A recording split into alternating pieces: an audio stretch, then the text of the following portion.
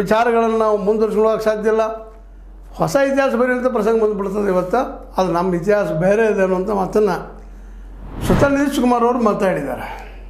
ಮಾತಾಡೋದು ಅಷ್ಟೇ ಅಲ್ಲ, ನಾವೆಲ್ಲ ಮಾತಾಡಿಕೊಂಡಿವಿ, ನಾವು ಬದಲು ಮಾಡೋರಪ್ಪ ಸೆಂಟ್ರಲ್ ಅದು ಕೇಂದ್ರ ಸರ್ಕಾರವನ್ನು ಬದಲಾಗೋದು ಗ್ಯಾರಂಟಿ ಅನ್ನುವಂಥ ಮಾತು ಮಾತಾಡ್ತಾ ಇದ್ದಾರೆ. ಆಗ್ತದನ ಅನ್ನುವಂಥ ಸಾಧ್ಯತೆ ಇಲ್ಲ ಅಂತಲ್ಲ. ನಾಯ್ಡು ಮತ್ತು ನಿತೀಶ್ ಕುಮಾರ್ ಒಂದಾಗ ಇಂಡಿಯಾ ಜೊತೆ ಕೂಡಿದರೆ ನಿಶ್ಚಿತವಾಗಿಯೂ ಇಂಡಿಯಾ ಗಠಬಂಧನ ಇಂಡಿಯಾ ಸಂಘಟನೆ ಸರ್ಕಾರ ಆಗೇ ಆಗ್ತದೆ. ಯಾಕಂತಂದ್ರೆ ಈಗಾಗಲೇ ಬಿ ಜೆ ಪಿಯಿಂದ ರೋಷ ಹೋದಂಥ ಜನ ಅಥವಾ ಬಿ ಜೆ ಪಿಯ ಅನೇಕ ತಪ್ಪುಗಳು ಅನೇಕ ನಾಯಕರಿಗೆ ತೊಂದರೆ ಕೊಟ್ಟಿದ್ದು, ಇ ಡಿ ಆಗಿರ್ಬೋದು, ಸಿ ಬಿ ಐ ಆಗಿರ್ಬೋದು, ಇನ್ನುಳಿದ ದಾಳಿಗಳಿಂದ ವಿರೋಧಿಗಳನ್ನೆಲ್ಲ ಇಲ್ಲಿ ನಡೆಸ್ಕೊಂಡು ರೀತಿ ಆಗಿರ್ಬೋದು, ಮತ್ತು ದೇಶದ ಅರ್ಥವ್ಯವಸ್ಥೆ ಪೂರ್ತಿಯಾಗಿ ದಿವಾಳಿಯದ್ದು ಹೋಗಿದ್ದು ಅದೇನು ಸುಳ್ಳೇನಲ್ಲ.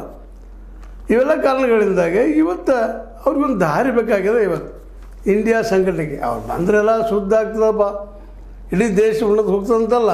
ಆದರೆ ಈ ಬುಲ್ಡೋಜರ್ದಾಗಿರ್ಬೋದು, ಮಾಬ್ ಲಿಂಚಿಂಗ್ ಆಗಿರ್ಬೋದು, ಇಂಥ ಅಪಾಯಕಾರಿ ಬೆಳವಣಿಗೆಗಳು, ಹಿಂದೂ ಮುಸ್ಲಿಂ ತಿಕ್ಕಾಟಗಳು ಇವು ಕಡಿಮೆ ಆಗುವ ಸಾಧ್ಯತೆಗಳು ಎಲ್ಲ ಇದ್ದಾವೆ, ಇಲ್ಲಂತಲ್ಲ. ಯಾಕಂದ್ರೆ ಈ ಎಲ್ಲ ನೆಲೆಯಲ್ಲೇ ಅವ್ರು ಮಾತಾಡ್ತಾರೆ.